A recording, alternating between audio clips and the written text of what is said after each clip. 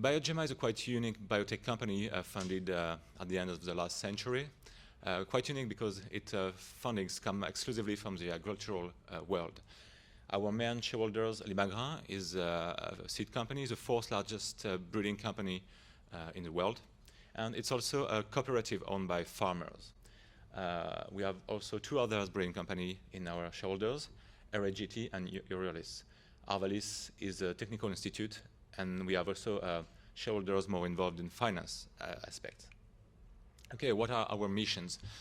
Our missions are basically to discover, integrate data on any source of genetic variability, and to use these data to either directly create new variability through GM event production, or indirectly by looking for a region of interest associated with traits, and so to develop molecular markers and to provide those markers to our shareholders to support their breeding efforts. We also have the mission to develop tools, especially in genomics, in bioinformatics, and in phenotyping. And we have to develop innovation and partnerships for the benefit of our shareholders. As such, we are involved in many collaborative projects, especially on our main species, maize, wheat, canola, and sunflower. Okay. Biogemma headquarters is located in Paris, France. We have facilities in the US. We have a US subsidiary for nurseries and field trials, because as you may know, field trials are not that easy in Europe. We have research facilities in the south of France, in Toulouse, where we have a team dedicated to canola, sunflower, and pathology. But our main research facility is in the middle of France, in Clermont-Ferrand, where we have a team for cereal genetics and genomics.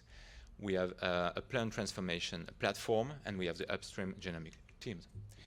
This team is an integrated platform of molecular biology and bioinformatics. Bioinformatics part is dedicated to genome, to NGS data analysis, to portals, to data management, and to tool development. Regarding the molecular biology part, I would say from a sort of historical perspective that we were initially a transcriptomics platform using microarrays and qPCR, and as many similar platforms, we step by step shifted toward genomics and next generation sequencing. Now we are more and more focused on polymorphism discovery and typing, on SNP discovery, structural variation analysis, and also we have a bunch of work on DNA methylation, and we deal with mutant populations, EMS stealing population, and transposon population. I have to say that we extensively use Illumina sequencing in combination with nimble gene sequence capture. Okay, so coming to the main topic of today, the gene machine construction, our resource for screening genes. More than a decade ago, Biogemma was part of a project to develop mutagenized maize population. This population was made with a mutator. Mutator has been extensively used for both forward and reverse genetics because it has the advantage of a very high frequency of transposition that leads to a high copy number.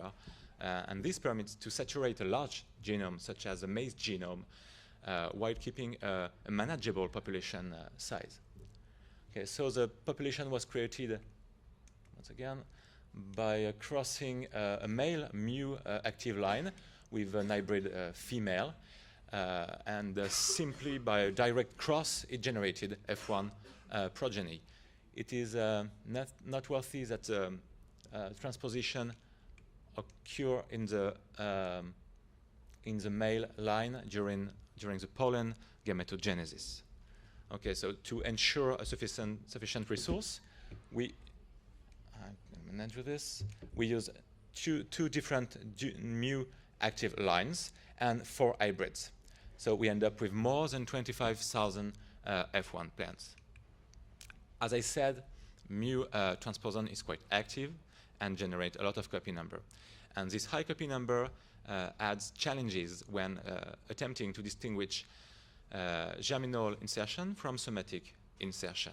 But fortunately, the somatic insertions cannot be transmitted to F2 generation. So we have created a mirror F2 generation by simply crossing selfing the F1. So both F1 and F2 plants were organized into two-dimension arrays, and their DNA were eventually pooled accordingly, so that at the end, every single plant can be identified by one column coordinate and one row coordinate. Okay, mutator transposon have very key features. First, preferential insertion into genes with marked bias toward 5' end, and also insertion hotspots are quite frequent. Mutator, in fact, is a family of transposon, and all members of that family share a conserved region of about 200 base pair, that is the TIR, on both sides of the insertion. And also, the insertion creates a duplication of the target site, and this duplication is about 9 nucleotides long. So, as I said, most insertions are somatic, that is to say, they can be detected only in one generation.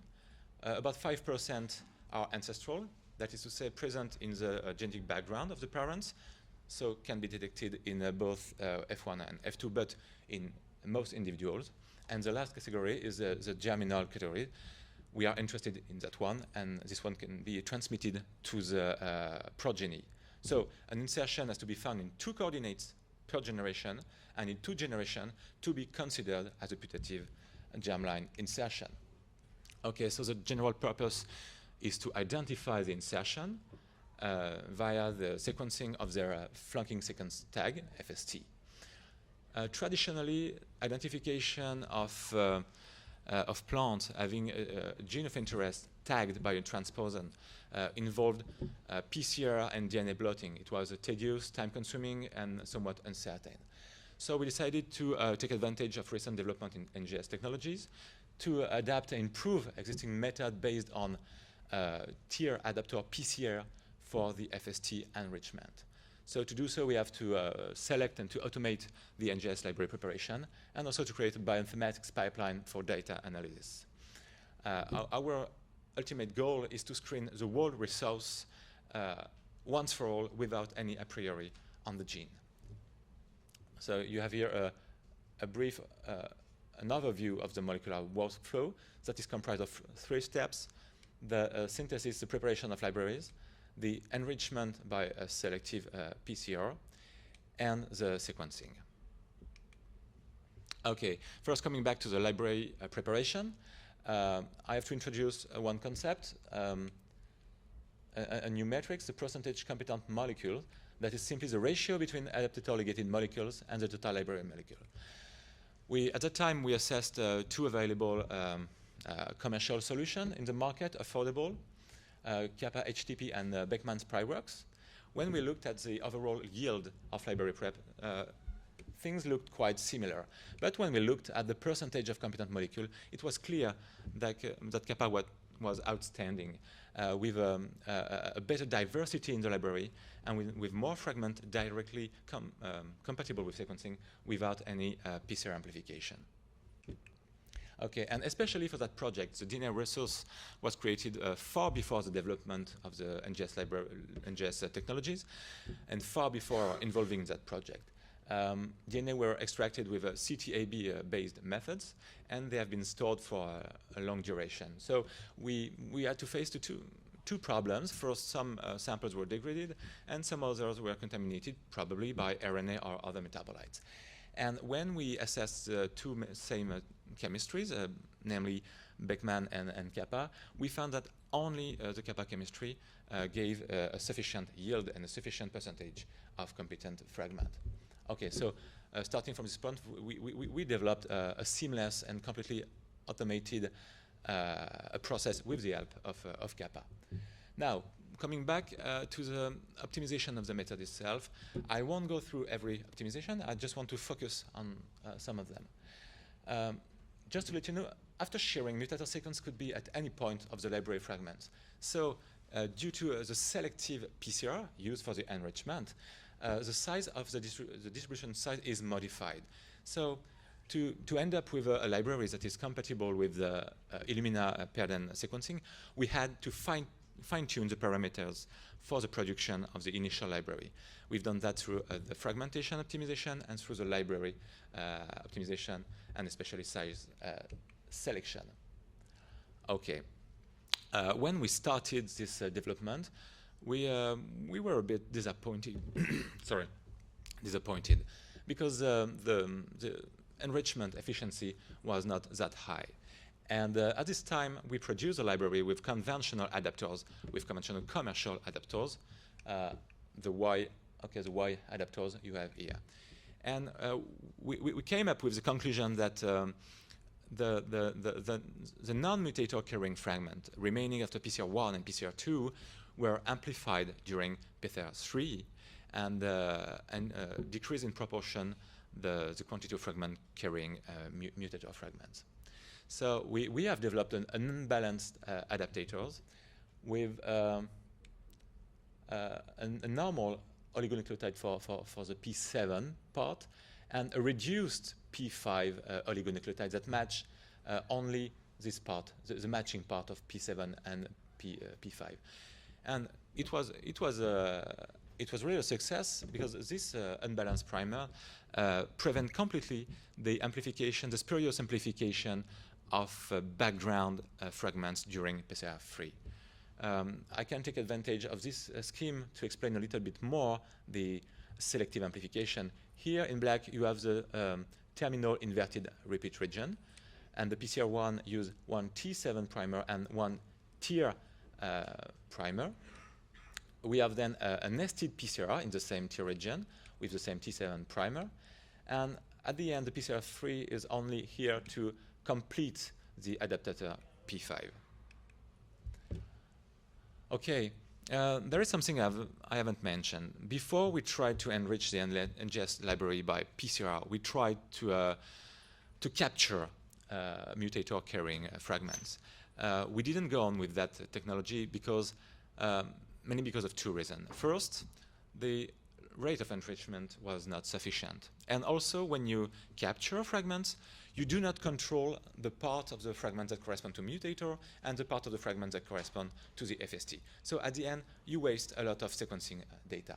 But we got a lot of interesting information from this experiment. Especially, we were able to have a realistic view of the diversity of the mu element in our collection. And we used this information to design enrichment primer. So we have selected a quite well-conserved region for PCR1 primer, but even in this region, we have to mix two different oligos to better fit with the mutator diversity. And we have designed a PCR2 primer. If you go and see the literature, you will see that it resembles a lot to what you can find in several papers, but we also adapt the degeneracy to better fit with our true variety in the population. Okay, now coming to the sequencing. As you probably already know, for Illumina sequencing, the clusters are formed by bridge amplification. They are randomly distributed on the flow cell surface without any physical separation. And the clustering, the discrimination of the cluster is based on the first nucleotide sequence for each read one. And if we have applied a conventional strategy with a library generated by PCR, we will have to face a low diversity trouble. That means a very biased composition for the first nucleotide of read one due to the sequencing of the primer too. So this would have led to a poor cluster discrimination. So we have assessed two different strategies. First one is the introduction of an offset in the PCR2 primer, exactly between the specific region and the tail. An offset of 1 to 4 nucleotides to, how to say that, to shift the reads and to balance the representation of each nucleotide at every position to ensure a better discrimination. So we didn't go on with that approach too, because you also have to sequence a tier 2 PCR primer in every read 1, that is also a waste of sequencing. So we assessed a second strategy, a quite simple one. We sequenced those libraries with a custom primer. I realized that my scheme is not really correct. This primer is positioned partially on primer 2 sequence and partially on the remaining terminal inverted repeat sequence, letting just 2 terminal inverted repeat key nucleotide to check that what we sequence really correspond to a mutator sequence.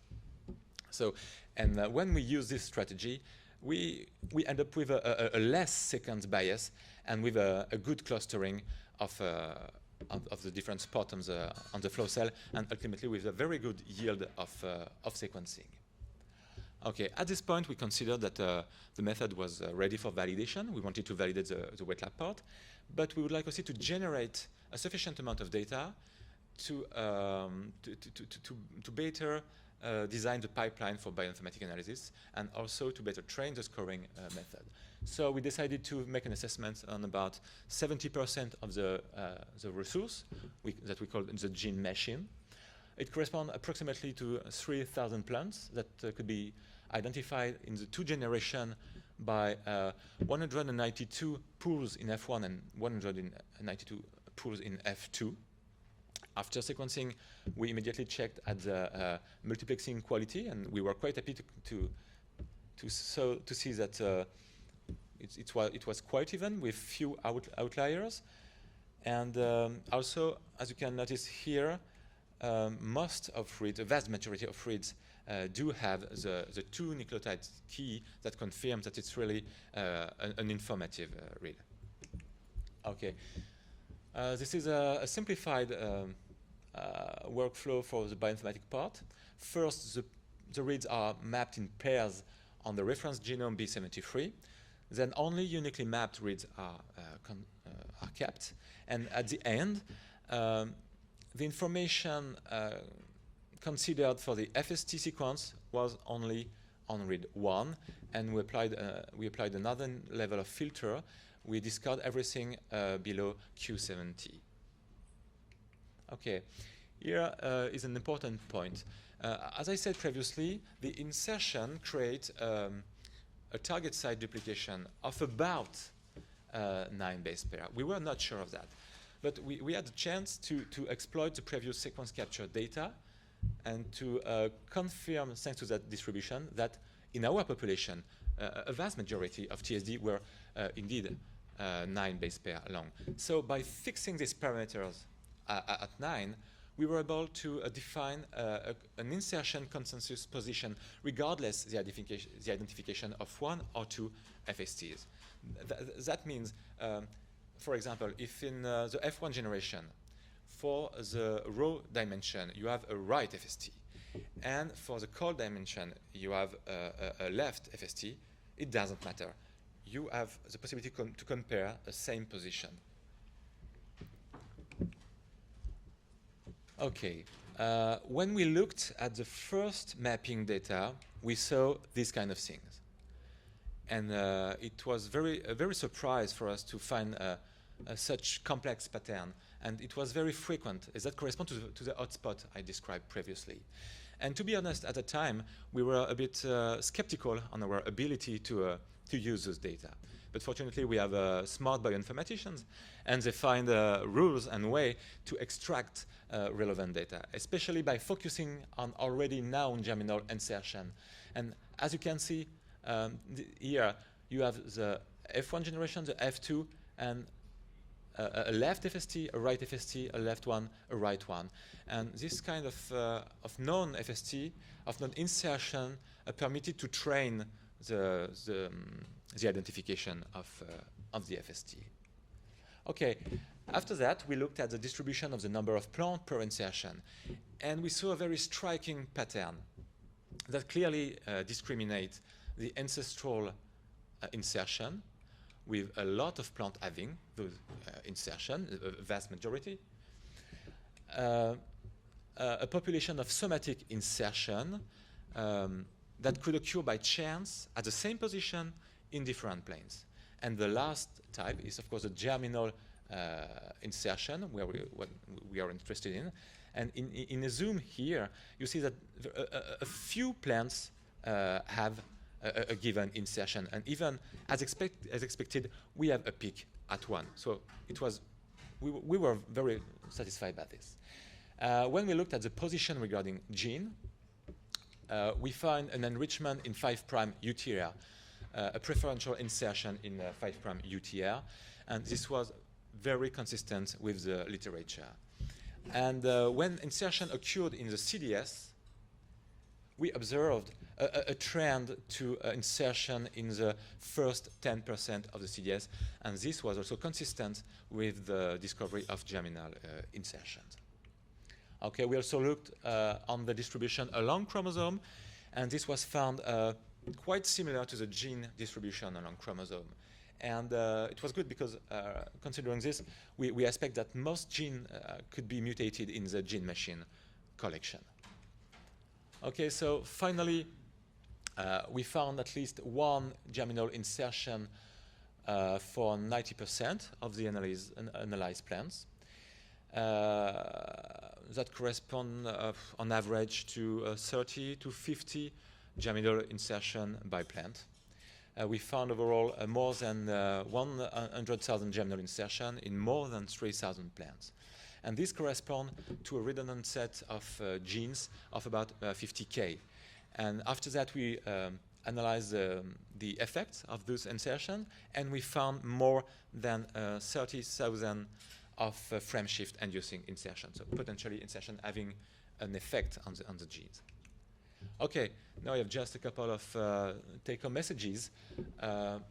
This project wouldn't have been possible without an efficient library preparation chemistry, and I have to add that also Kappa helped us to automate that on our biomech.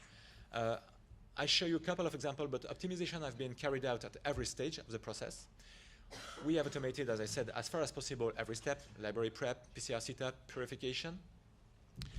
We took advantage of existing SecCap data from a previous pilot project, and you have to know that capture is more permissive than PCR, so this can better describe you the diversity of your mutator population. I didn't give you too much details, but we developed a bioinformatic analysis and a scoring pipeline. We validate this method through a large-scale assessment, and the project is ongoing. The whole collection will be screened in less than 1 year, and the resource will be hopefully made available through a portal in the first step for Biogemma and its partners. I have just to thank my colleagues from the former upstream genomics team, but where bioinformatician and molecular biologists are, and the serial genetics and genomics team that is the collection owner. Thank you very much.